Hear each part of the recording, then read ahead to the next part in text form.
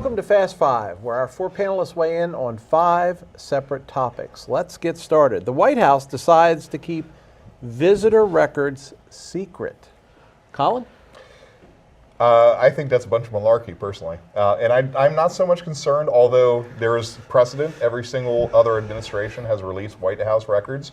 The thing that's very different about this White House is we're not only using the White House itself or Camp David, we're using private properties.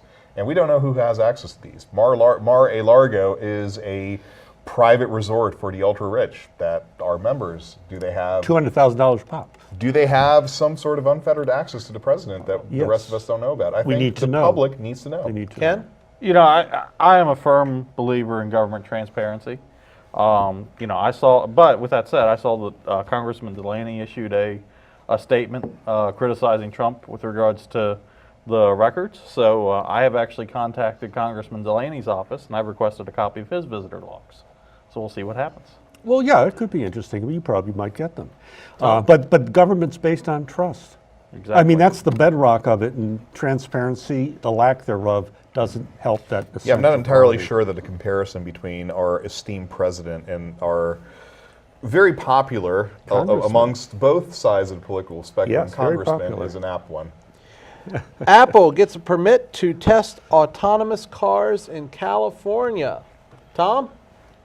I'm glad I don't live there. I'd probably stay home. Okay. Maybe they have to put out a bulletin saying, all points bulletin. There's now autonomous cars. There's a lot of reasons I'm glad I don't live in California, but that's actually definitely one of them. You know, with that said, So you're a technologist. You don't think that this is a good idea? Oh, this is a horrible idea. There's got to be a better way to test them than let them out of the streets. This is an absolutely horrible idea, just because of the fact that, so if let's say there's a car that's heading towards 2 pedestrians. And that car has to make a decision. All right, I can hit the 2 pedestrians, or I can go off this cliff and kill the driver. What does it do? And then who's responsible for the accident? Yeah. Well, and I'm going to just disagree with you as a technologist. I think that's easily resolvable by refining the algorithms by which the vehicle is making a decision. The only point I would say about this, and I'm going to say this, and it will make me very unpopular, I will guarantee you, even though Google has had self-driving cars for years now, that Apple will somehow spin this, call it the iCar or whatever, to make it sound as if they innovated and they invented the self-driving car. And that is the part that drives me absolutely bananas. Okay. But I just figured there should be a better way to test them under circumstances that would, just put them out on the street. Set them loose in Baltimore. Yeah, if they survive the day, then they succeed. I mean, it was like a friend of mine taught me how to drive a manual stick shift in one of those little tiny Hondas in about 1979 or something. I was in New York City. Okay, drive. Yeah. We went right out of the streets of Queens. Yeah. Okay, topic number 3. This is going to be an interesting one. Fox News says goodbye to Bill O'Reilly. Ken, what say you? Not surprised at all. I kind of saw that coming. I really think that he'll probably pick up another gig very quickly. Is it the right decision?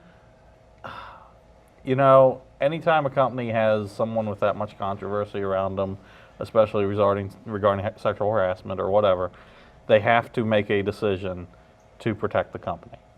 From a business standpoint, I think it was the right decision. Follow the money. He was the #1 cable news show for 11, 12, 15, a lot of years. And amongst every single person that wears a brown shirt and a red armband agrees on that. Yes, but I mean, I imagine I'll find some gig on InfoWars. Victims Television, so I'm a victim, just like they're always. That's Colin, real. what say you? I am a little torn on this. So I have a great deal of intellectual respect for Bill O'Reilly, although the vast majority of time I think he spends a lot of time with both his feet in his mouth on account of some of the stuff and some of the beliefs he holds. But, I'm sure he'll find gainful employment someplace, maybe on InfoWars. He'll become a character actor on InfoWars. Okay. All right. FAA restricts drone operations over some military bases. Colin? By the way, I'm going to say to that one, I'm going to put my one word in. Duh. Well, not quite as eloquently as you put it.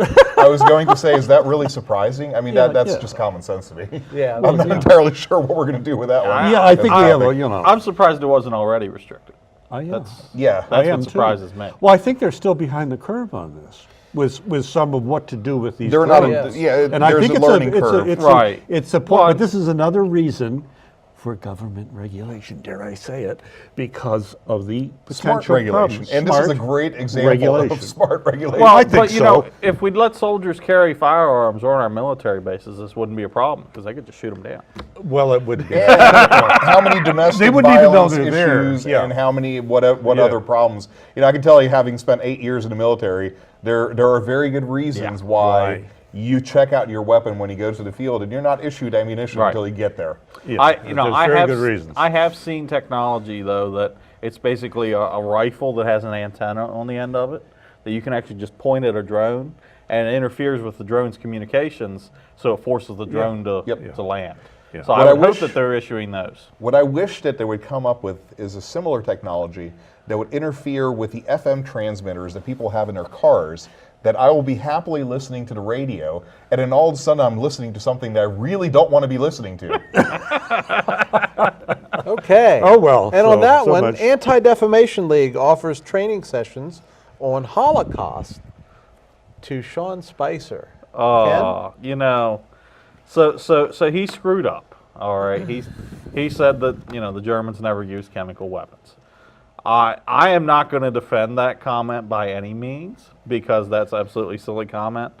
But them saying, "Hey, we're going to give you training sessions on the Holocaust," I think they're just kind of pouring salt on the wound at this point after he got criticized. I for think this. there's two things to this, right? So, and I actually happened to be in front of the TV when that entire thing went down, when he said that, and it was a tremendous record scratch moment, because I mean, Zyklon B was not some sort of calming agent that they were pumping into the showers. Yes. That having been said, and what he actually said, and I'm not trying to get myself in trouble here, was not inaccurate in that the Germans in World War II never used chemical weapons in combat. Right. But it is a huge glaring omission Right. to go from not having used it in combat to not having used it. Right, exactly. Well, yeah, Right. 6 million You know, dead, that- kind Nine, of. yeah, million. Nine Okay, million, and Colin's going to get the last word on that, or somebody's going to get the last one, or whatever. You guys were all talking. Well, spicy deserves whatever. We're going to do some more talking because next up is Last Call. We're back in 3 minutes. Stay with us.